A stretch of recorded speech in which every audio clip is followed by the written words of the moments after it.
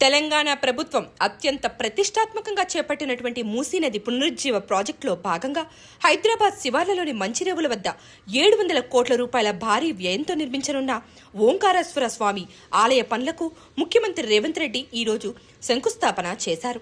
ఉప ముఖ్యమంత్రి బట్టి విక్రమార్క, పలువురు ఎమ్మెల్యేలతో కలిసి ఆయన భూమి పూజ నిర్వహించారు. సుమారు 8 ఎకరాల విస్తీర్ణంలో ఆధ్యాత్మిక మరియు పర్యాటక కేంద్రంగా రూపుదిద్దుకోనున్న ఈ ఆలయాన్ని శృంగేరి శారదాపీఠం సూచనల మేరకు కృష్ణశిలతో నిర్మిస్తున్నారు. ఈ ఆలయ ప్రత్యేకతల విషయానికి వచ్చినట్టయితే 100 అడుగుల ఎత్తైన రాజగోపురం, 207 అడుగుల పొడవైన మహామండపం భక్తులను ఆకట్టుకోనున్నాయి.